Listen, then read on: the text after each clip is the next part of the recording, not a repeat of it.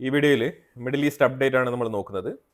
ഇതിൽ പ്രധാനമായിട്ട് അമേരിക്കയുടെ നിലപാട് ഇന്നലെ മുതലേ ആഗോളതലത്തിൽ തന്നെ ഇറാനെ ഐസോലേറ്റ് ചെയ്തുകൊണ്ട് ഒരു സീസ് ഫയറിലേക്ക് പുഷ് ചെയ്യാനുള്ള ചില ജിയോ പൊളിറ്റിക്കൽ നീക്കങ്ങൾ നടക്കുന്നുണ്ടായിരുന്നു. പക്ഷെ അതിനെ പരാജയപ്പെടുത്തിക്കൊണ്ട് ഇസ്രായേലും ഇറാനും അടുത്ത ഘട്ട ആക്രമണത്തിലേക്ക് മുന്നോട്ട് നീങ്ങുകയാണ്. അപ്പോൾ ഇത് എങ്ങനെയാണെന്ന് പറഞ്ഞാൽ നെതന്യാഹു അമേരിക്കയുമായിട്ട് പല രീതിയിലുള്ള നെഗോസിയേഷൻസ് നടത്തി നോക്കി. അത് ട്രംപിനെ മൾട്ടിപ്പിൾ ടൈംസ് പ്രൈസ് ചെയ്ത് നോക്കി. അമേരിക്കയ്ക്ക് എതിരാണ് ഇറാൻ റെജീം, അമേരിക്ക തന്നെ ഇല്ലാതാവണം എന്നാണ് അവരുടെ സിദ്ധാന്തം എന്നുള്ള നിലയിലൊക്കെ പറഞ്ഞു നോക്കി. ഇറാന്റെ വാക്കുകൾ എടുത്തുകൊണ്ട് തന്നെ അമേരിക്കയെ പുകഴ്ത്തുകയും അതിനോടൊപ്പം അതായത് ഇറാൻ അമേരിക്കയ്ക്കെതിരെ ഇറാൻ ഉപയോഗിക്കുന്ന ഹൂത്തികൾ ഉപയോഗിക്കുന്ന അതേ ടാഗ് ലൈൻ എടുത്തുകൊണ്ടാണ് നെതന്യാഹു സംസാരിച്ചത്. പക്ഷേ എന്നാലും അമേരിക്ക ഇതിന് വഴങ്ങിയില്ല. ശരി, ഇനിയിപ്പോൾ എന്താണ് അവരുടെ ഉദ്ദേശം എന്ന് പറഞ്ഞാൽ വെസ്റ്റേൺ കൺട്രീസ്, യൂറോപ്യൻ കൺട്രീസ് ആയിക്കോട്ടെ, അതേപോലെ തന്നെ അമേരിക്ക ആയിക്കോട്ടെ, ഇവർ G7 വെച്ചിട്ട് റെസൊല്യൂഷൻ പാസ്സാക്കി, ഇസ്രായേലിനെ സപ്പോർട്ട് ചെയ്യുന്ന രീതിയിൽ റെസൊല്യൂഷൻ പാസ്സാക്കി. പക്ഷേ ഇവർ റെസൊല്യൂഷൻ മാത്രമേ പാസ്സാക്കുള്ളൂ. അത് നമ്മൾ കഴിഞ്ഞ വീഡിയോയിൽ തന്നെ പറഞ്ഞിട്ടുണ്ട്. അപ്പോൾ ഇന്ന് രാവിലെ ഇമ്മാനുവൽ മാക്രോൺ പറഞ്ഞിരിക്കുന്നത്, ഞങ്ങൾ ഒരിക്കലും ഇസ്രായേലിനോടൊപ്പം ചേർന്ന് ഇറാനെ ആക്രമിക്കാൻ തയ്യാറല്ല എന്ന് മാക്രോൺ വ്യക്തമായി പറഞ്ഞിട്ടുണ്ട്. അതുപോലെ തന്നെ അമേരിക്കയിലാണെങ്കിൽ ട്രംപിന്റെ നിലപാടാണെങ്കിൽ ഇസ്രായേലിനോടൊപ്പം ചേർന്ന് ഇറാനെ അറ്റാക്ക് ചെയ്താൽ കൊള്ളാം എന്നുള്ളൊരു ചിന്തയുണ്ട്. പക്ഷേ അമേരിക്കയുടെ കോൺഗ്രസ്സിൽ നല്ല രീതിയിലുള്ള എതിർപ്പ് വരുന്നുണ്ട്, ഡിഫറെൻ്റ് ഒപ്പീനിയനാണ്.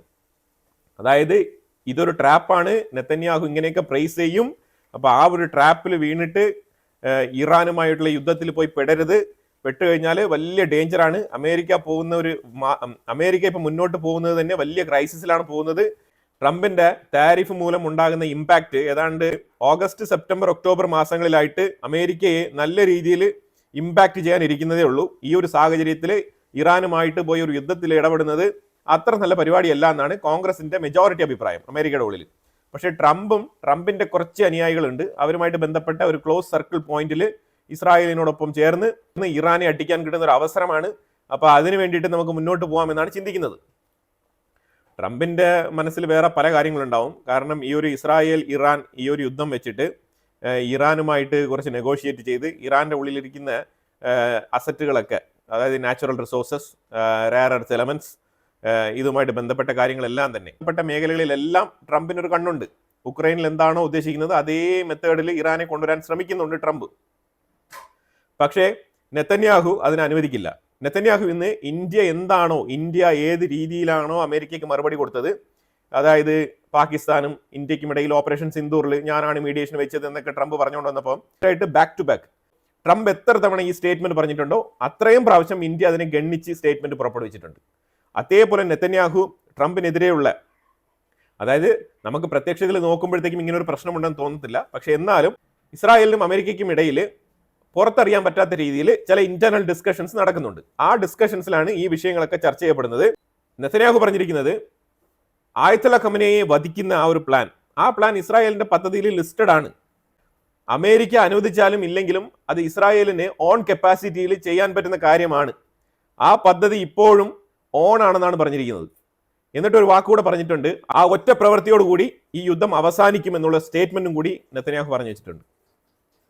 അപ്പൊ ഇതാണ് നിലവിലെ അമേരിക്ക, ഇസ്രായേൽ, ഇറാനുമായിട്ട് ബന്ധപ്പെട്ട വിഷയത്തിൽ നടക്കുന്ന ജിയോ പൊളിറ്റിക്കൽ സ്റ്റാൻസ്. അതൊരു സൈഡിൽ നിൽക്കേ, ഇനിയിപ്പോൾ നമ്മൾ പ്യൂറായിട്ട് ഇറാനും ഇസ്രായേലും തമ്മിൽ വന്നു കഴിഞ്ഞാൽ ഇതിനകത്ത് വളരെ ഇമ്പോർട്ടൻ്റ് ആയിട്ട് അമേരിക്ക കളിക്കുന്ന ചില കളികളുണ്ട്. ഇത് അമേരിക്ക മാത്രമേ ഇങ്ങനത്തെ കളികൾ കളിക്കൂ. അമേരിക്ക ഇറാനോട് പറഞ്ഞിട്ടുണ്ട്, എന്താണ് പറഞ്ഞിരിക്കുന്നത്, ഇസ്രായേലിന് സീസ് ഫയറിന് താല്പര്യമുണ്ട് എന്നുള്ള രീതിയിൽ അമേരിക്ക ഇറാനോട് പറഞ്ഞതായിട്ട് ഇറാൻ മീഡിയ റിപ്പോർട്ട് ചെയ്തിട്ടുണ്ട്. ഇതിനെ ഇതുവരെ ഗണ്ണിച്ചുകൊണ്ടോ കൗണ്ടർ ചെയ്തുകൊണ്ടോ ഒരു രീതിയിലുള്ള ഡിസഗ്രിമെന്റും ഇതുവരെ വൈറ്റ് ഹൗസിന്റെ സൈഡിൽ നിന്നും പുറത്തു വന്നിട്ടില്ല. ഇസ്രായേലിന് സീസ് ഫയറിന് താല്പര്യമുണ്ട് എന്നുള്ള നിലയിലാണ് അമേരിക്ക പറഞ്ഞതായിട്ട് ഇറാൻ പറഞ്ഞിരിക്കുന്നത്. ഓക്കെ, എന്നാൽ ഇസ്രായേലിൻ്റെ അടുത്ത് പറഞ്ഞിരിക്കുന്നത് ഇറാന് സീസ് ഫയറിന് താല്പര്യമുണ്ട് എന്നുള്ള നിലയിലാണ് ഇസ്രായേലിൻ്റെ അടുത്ത് പറഞ്ഞിരിക്കുന്നത്. ഇനി ഒരു പക്ഷേ ഈ ഒരു യുദ്ധം നിർത്താൻ വേണ്ടിയിട്ട് അമേരിക്ക മുന്നോട്ട് വെക്കുന്ന ചില ആശയങ്ങളാവാം, ചില തന്ത്രങ്ങളാവാം, ഒരു പീസ് ട്രീറ്റി ഉണ്ടാക്കാൻ വേണ്ടിയിട്ടുള്ള ഒരു സാഹചര്യം രൂപപ്പെട്ട് വരാൻ വേണ്ടിയിട്ട് രണ്ടുപേരെയും ആശ്വസിപ്പിക്കാൻ വേണ്ടിയിട്ട് ഒരു കോംപ്ലക്സ് ഉണ്ടാക്കാത്ത രീതിയിൽ അവർക്ക് സീസ് ഫയർ വേണമെന്ന് ഇവരെടുത്തും ഇവർക്ക് സീസ് ഫയർ വേണമെന്ന് അവരെടുത്തും പറഞ്ഞതായിട്ട് വേണമെങ്കിൽ ആ അർത്ഥത്തിൽ എടുക്കാം. അതൊരു സൈഡിൽ നിന്നാലും. പക്ഷേ എന്നിരുന്നാലും കൺഫർമേഷൻസ് വരേണ്ടത് അമേരിക്കയുടെ സൈഡിൽ നിന്നാണ്. പക്ഷേ രണ്ട് കൂട്ടരും ഇതുവരെ സീസ് ഫയറിന് തയ്യാറായിട്ടില്ല. ഫ്രഷ് അറ്റാക്കാണ് ഇപ്പോൾ മുന്നോട്ട് എടുക്കുന്നത്. രാവിലെ ഇപ്പോൾ ഡ്രോൺ ഇസ്രായേലിന്റെ ഉള്ളിൽ തുരിതര വന്നുകൊണ്ടിരിക്കുകയാണ്. അപ്പോൾ ഒരു സൈഡിൽ ഇസ്രായേൽ എയർ സ്ട്രൈക്ക് തബ്രീസിൽ നല്ല രീതിയിലുള്ള ബ്ലാസ്റ്റ് സൗണ്ട് കേട്ടു എന്നാണ് പറയുന്നത്. അപ്പം ഇസ്രായേൽ അവിടെ നല്ല രീതിയിലുള്ള ആക്രമണം കാഴ്ചവെച്ചുകൊണ്ടിരിക്കുന്ന ടൈമിൽ തന്നെ ഇറാന്റെ ഉള്ളിൽ നിന്നും ഡ്രോൺ ഡിപ്ലോയ് ചെയ്തുകൊണ്ടിരിക്കുകയാണ് ഇസ്രായേലിന് നേരെ. അപ്പോൾ കറക്റ്റായിട്ട് ഇസ്രായേലിന്റെ ഉള്ളിൽ ഡ്രോൺ വരുന്നുണ്ട്. അത് ഇസ്രായേലിന്റെ ഉള്ളിൽ ഇന്റർസെപ്റ്റ് ചെയ്യപ്പെട്ടുകൊണ്ടിരിക്കുന്ന അതേ സമയത്ത് ഈ ഡ്രോൺ വിട്ടുകൊണ്ടിരിക്കുന്ന ആ പോയിന്റിൽ തന്നെ ഇസ്രായേൽ അറ്റാക്ക് ചെയ്ത് ഈ ഡ്രോൺ ഡിപ്ലോയ് ചെയ്തുകൊണ്ടിരുന്ന ആ മിലിറ്ററി പേഴ്സണെ അടിച്ച് തൂക്കി കളഞ്ഞിട്ടുണ്ട്. ഇതും ഇപ്പം നടന്നുകൊണ്ടിരിക്കുന്ന വിഷയമാണ്. ഇതിലുപരിയായിട്ട് അമീർ അലി ഹെജ്സാദെ എന്ന് പറഞ്ഞ ഇതിന് മുമ്പിരുന്ന ചീഫ് ഓഫ് സ്റ്റാഫ് ഖമനേയിയുടെ വളരെ സീനിയർ ആയിട്ടുള്ള ഒരു അഡ്വൈസറും കൂടിയായിരുന്നു പുള്ളി. ആ വ്യക്തിയെ 4 ദിവസങ്ങൾക്ക് മുമ്പ് ഇസ്രായേൽ വധിച്ചിരുന്നു. അതിനുശേഷം 2 ദിവസങ്ങൾക്ക് മുമ്പാണ് ഇറാൻ അനുശോചനമൊക്കെ രേഖപ്പെടുത്തി ഈ അലി ഹെജ്സാദയ്ക്ക് വേണ്ടിയിട്ട്, ഈ ചീഫ് ഓഫ് സ്റ്റാഫിന് വേണ്ടിയിട്ട് ഒരു ദിവസം ദുഃഖാചരണമൊക്കെ നടപ്പിലാക്കി പുതിയ ചീഫ് ഓഫ് സ്റ്റാഫ് അലി ഷദ്മാനിയെ നിയമിച്ചിരിക്കുന്നത്. ഈ അലി ഷദ്മാനിയെ നിയമിതനായി ഡെസിഗ്നേറ്റ് ചെയ്ത് ഏതാണ്ട് മണിക്കൂറുകൾക്കകം ഇസ്രായേൽ ഇന്നലെ രാത്രി എലിമിനേറ്റ് ചെയ്തിരിക്കുകയാണ്. അതായത് എത്ര പേരെ പുതിയതായിട്ട് കൊണ്ടുവന്നാലും ആ പൊസിഷനിൽ വരുമ്പോഴത്തേക്കും ഇസ്രായേൽ ടാർഗറ്റ് ചെയ്ത് എടുക്കുകയാണ്. ശരിക്കും ഇറാന്റെ ഉള്ളിൽ ഒരുപാട് മൊസാദ് ഏജന്റുകളെ കണ്ടെത്തുന്നുണ്ട്. ഡ്രോണിന് വേണ്ടിയിട്ടുള്ള പരിശോധനകൾ നടക്കുന്നുണ്ട്. പല ട്രാൻസ്പോർട്ടേഷൻ വെഹിക്കിളുകളും പരിശോധിക്കപ്പെടുന്നുണ്ട്. പലരും പിടിക്കുന്നുണ്ട്, പലരെയും പിടിക്കപ്പെടുന്നുണ്ട്. ഏതാണ്ട് 22ഓളം വെഹിക്കിൾ ഇന്നലെ മാത്രം അവർ സീസ് ചെയ്തിട്ടുണ്ട്. അതുമായിട്ട് ബന്ധപ്പെട്ട് കുറെ ഡ്രൈവേഴ്സ്, ഇതേപോലെ അതായത് കുറെ അഫ്ഗാനിസ്ഥാൻ ഡ്രൈവേഴ്സ്, ലോക്കൽ പേഴ്സൺസ് ഒക്കെ അവർ അറസ്റ്റ് ചെയ്യുന്നുണ്ട്. അവർക്ക് അറിയത്തില്ല അവർ ഈ വണ്ടിയിൽ എന്താണ് കൊണ്ടുപോകുന്നത് എന്നുള്ളതിനെ അവർക്ക് അറിയത്തില്ല. പിടിക്കുമ്പോഴത്തേക്കും അവർ ബാക്ക് ടു ബാക്ക് വേറെ ആൻസറുകളാണ് പറയുന്നത്. ഇതിനകത്ത് എന്തുകൊണ്ട് നമുക്കറിയത്തില്ല, നമ്മൾ ഇന്ന ആൾക്ക് വേണ്ടിയിട്ടാണ് സാധനം കൊണ്ടുപോകുന്നത്, അവിടെ നിന്ന് കയറ്റി വെച്ച് ലോക്ക് ചെയ്തതാണ്, ഇതിന്റെ താക്കോൽ ഇനി അപ്പുറത്ത് പോയി ഡെലിവറി ചെയ്യുന്ന ആളുടെ കയ്യിലാണ് ഇതിന്റെ അടുത്ത കീ ഉള്ളത്, അവർക്ക് ഇത് ഓപ്പൺ ചെയ്യാൻ പറ്റൂ, ഇങ്ങനെയൊക്കെയുള്ള ആൻസേഴ്സ് ആണ് അവർ കൊടുക്കുന്നത്. അപ്പോൾ ഈ പിടിക്കുന്ന ആൾക്കാർക്ക് ഈ മൊസാദിന്റെ ഏജന്റുമായിട്ട് ഒരു രീതിയിലും കണക്ട് ചെയ്യാൻ പറ്റുന്നില്ല. ആ ഒരു പ്രയാസം, ആ ഒരു പ്രതിസന്ധി ഇറാന്റെ ഉള്ളിൽ അനുഭവിക്കുന്നുണ്ട്. അപ്പോൾ ഇവര് അവസാനം മൊസാദിന്റെ സപ്പോർട്ടീവിന് വേണ്ടിയിട്ട് പ്രവർത്തിച്ച ഒരു ബിൽഡിംഗ്, ആ ബിൽഡിംഗിൽ നിന്നാണ് ഈ മൊസാദിന്റെ ഏജന്റുകൾ ആക്ട് ചെയ്തെന്ന് പറഞ്ഞിട്ട് ഒരു ബിൽഡിംഗ് ഇവർ അറ്റാക്ക് ചെയ്ത് കളഞ്ഞിട്ടുണ്ടെന്നുള്ള ഒരു വാർത്ത വന്നിട്ടുണ്ട്. അപ്പോൾ അതുമായിട്ട് ബന്ധപ്പെട്ട് ഇസ്രായേലിന്റെ സൈഡിൽ നിന്ന് അതിന്റെ റെസ്പോൺസ് വന്നിരിക്കുന്നത്, ശരിയാണ്, ആ ബിൽഡിംഗ് പണ്ട് ഞങ്ങൾ ഉപയോഗിച്ചിരുന്നു, പക്ഷേ ഇപ്പോൾ അവിടെ ആരുമില്ല, അതൊരു വെറുതെ കിടക്കുന്ന ബിൽഡിംഗ് ആണ് എന്നുള്ള രീതിയിലാണ് ഇസ്രായേലിന്റെ സൈഡിൽ നിന്നുള്ള സ്റ്റേറ്റ്മെന്റ്. ഇതുവരെ ഇറാന്റെ ഉള്ളിൽ 224 കാഷ്വാലിറ്റീസ്, അതായത് 224 പേർ കൊല്ലപ്പെട്ടിട്ടുണ്ട് ഇറാന്റെ ഉള്ളിൽ. ഇസ്രായേലിന്റെ ഉള്ളിൽ ഈ സെയിം യുദ്ധത്തിൽ ഇറാന്റെ ആക്രമണം തുടങ്ങിയതിനു ശേഷം 24 പേര് കൊല്ലപ്പെട്ടിട്ടുണ്ട് ഇസ്രായേലിന്റെ ഉള്ളിൽ. ഇതാണ് നിലവിലെ കാഷ്വാലിറ്റി സ്റ്റാറ്റസ്. ഈ ഒരു ഇമേജ് നിങ്ങൾ കണ്ടോ, ഞാൻ കാണിക്കുന്ന ഇമേജ്. ഈ ഇമേജ് ഇറാൻ മീഡിയ പുറത്തിറക്കിയ ഒരു ഇമേജ് ആണ്.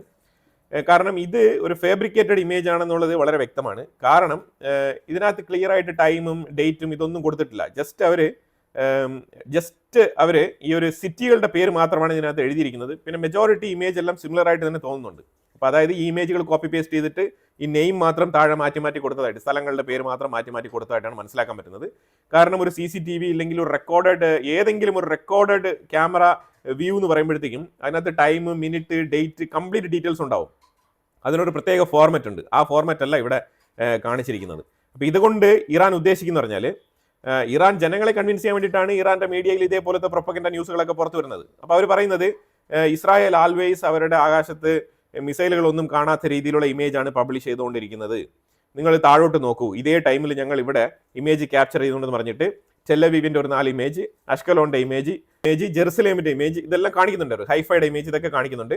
ഞങ്ങൾ ഇത്രത്തോളം മിസൈലുകൾ വിടുന്നുണ്ടെന്ന് പറഞ്ഞിട്ട് ഏതാണ്ട് ഗാലക്സി മാതൃകയിലാണ് മിസൈൽ വിടുന്നതായിട്ട് ഇവർ ഈ ഒരു പിക്ചർ പുറത്തിറക്കിയിരിക്കുന്നത്. പക്ഷേ ഇത് കാണുമ്പോഴത്തേക്ക് നമുക്ക് മനസ്സിലാക്കാൻ പറ്റുന്നത് ഇത് ഫാബ്രിക്കേറ്റഡ് ആണെന്നാണ് ഇത് ഒറ്റ നോട്ടത്തിൽ മനസ്സിലാക്കാൻ പറ്റുന്നത്. കാരണം അസോസിയേറ്റഡ് പ്രസ് പോലത്തെ ചാനലുകളൊക്കെ ഇസ്രായേലിന്റെ മേളിൽ എപ്പോഴും ലൈവ് ക്യാം വെച്ചിട്ടുണ്ട്. ആ ലൈവ് ക്യാമിലാണ് ഈ മിസൈൽ വരുന്നതും കാര്യങ്ങളെല്ലാം ക്യാപ്ചർ ചെയ്യപ്പെടുന്നത്. അപ്പോൾ ഈ ലൈവ് ക്യാം വെച്ചിട്ട് ക്യാപ്ചർ ചെയ്തിട്ട് ഇപ്പോൾ പാതിരാത്രി 2 മണി 3 മണി 4 മണി ഫുൾ ടൈം ലൈവിലാണ് ക്യാമറ റൺ ചെയ്യുന്നത്. കാരണം ഏത് നേരത്താണ് മിസൈൽ വരുന്നത്, എപ്പോഴാണ് ഇന്റർസെപ്ഷൻ നടക്കുന്നത്, ഇതൊന്നും അറിയില്ലല്ലോ. അപ്പോൾ ഈ ലൈവ് ഫുട്ടേജ് ക്യാപ്ചർ ചെയ്യാൻ വേണ്ടിയിട്ട് അവിടെ അസോസിയേറ്റഡ് പ്രസ് മാത്രമല്ല കേട്ടോ, ഒരുപാട് മീഡിയ അവിടെ ക്യാമറ ലൈവ് വെച്ചിട്ടുണ്ട്. അപ്പോൾ ആ ഒരു സാഹചര്യത്തിലാണ് ഇവർ ഇങ്ങനത്തെ ഫാബ്രിക്കേറ്റഡ് ഇമേജ് എടുത്ത് ഇത് ഇറാന്റെ ജനങ്ങളെ കൺവിൻസ് ചെയ്യാൻ വേണ്ടിയിട്ട് ഇറാൻ അടിച്ചിറക്കുന്ന വാർത്തകളാണ്. ഇസ്രായേൽ ഞങ്ങളെ അറ്റാക്ക് ചെയ്യുന്നത് അമേരിക്കയുടെ ആയുധം കൊണ്ടാണ്, അപ്പോൾ അതുകൊണ്ട് അമേരിക്കയുമായിട്ട് ഇനി ഒരു ചർച്ചയ്ക്കില്ല എന്നാണ് ഇറാൻ ഇപ്പോൾ പറഞ്ഞുകൊണ്ടിരിക്കുന്നത്. അല്ലെങ്കിൽ തന്നെ ഇവർ ചർച്ചയ്ക്ക് തയ്യാറാണെന്ന് പറഞ്ഞാൽ ഇപ്പോൾ ഇതിനകത്ത് സീസ് ഫയറിൽ വരുന്ന പ്രശ്നം എന്ന് പറഞ്ഞാൽ ഈ സീസ് ഫയറിന് മീഡിയേഷൻ ചെയ്യുന്ന ആൾക്ക് ഒരു ചുമതലയുണ്ട്. ആ ചുമതല എന്താണെന്ന് പറഞ്ഞാൽ അമേരിക്ക എടുത്ത് സംസാരിച്ച് ഈ ന്യൂക്ലിയർ ഡീലിൽ ഇറാനെ എത്തിക്കണം. അപ്പോൾ ഇവിടെ സീസ് ഫയറിനേക്കാളും ഇമ്പോർട്ടൻ്റ് ആണ് ഇവിടെ നിൽക്കുന്ന ഒരു ന്യൂക്ക് ഡീൽ എന്ന് പറയുന്നത്. അപ്പോൾ ആ ഡീൽ ഇപ്പോൾ 2 കോംപ്ലക്സിറ്റി ആയിട്ടുള്ള ഒരു ഇഷ്യൂ ആണ് ഇവിടെ കിടക്കുന്നത്. അതുകൊണ്ട് ഇതിനകത്ത് ഈ ഇസ്രായേൽ ഇറാൻ ആ ഒരു ഇഷ്യൂവിൽ അത്ര എളുപ്പത്തിൽ സീസ് ഫയർ കൊണ്ടുവരാൻ സാധ്യമല്ല. അല്ലാന്നുണ്ടെങ്കിൽ ഫേസ് 1, ഫേസ് 2, ഫേസ് 3 എന്ന് പറഞ്ഞിട്ട് അതേപോലത്തെ ഒരു മാതൃകയിൽ എന്തെങ്കിലുമൊക്കെ കൊണ്ടുവന്നിട്ട് ടെമ്പററി ആയിട്ട് ഈ ഒരു സീസ് ഫയർ നിർത്തിക്കൊണ്ട് ഫർദർ ഡിസ്കഷൻസിൽ പോകാനുള്ള സാഹചര്യം നോക്കിക്കഴിഞ്ഞാൽ വളരെ നന്നായിരിക്കും. അല്ലാത്ത പക്ഷം ഒരിക്കലും പെട്ടെന്ന് ഒരു സീസ് ഫയർ ഉണ്ടാവാൻ സാധ്യതയില്ല. കാരണം ആ രീതിയിലുള്ള കാഷ്വാലിറ്റീസ് ഇറാന്റെ ഉള്ളിൽ സംഭവിച്ചിട്ടുണ്ട്. നിർണായകമായിട്ടുള്ള തലകൾ എല്ലാം തന്നെ സീനിയർ പോസ്റ്റിലുള്ള ആൾക്കാരാണ് ഇറാന് നഷ്ടപ്പെട്ടിരിക്കുന്നത്. അതുപോലെ ഇറാന്റെ ഉള്ളിൽ ഉണ്ടായിരിക്കുന്ന നഷ്ടം ചില്ലറയല്ല.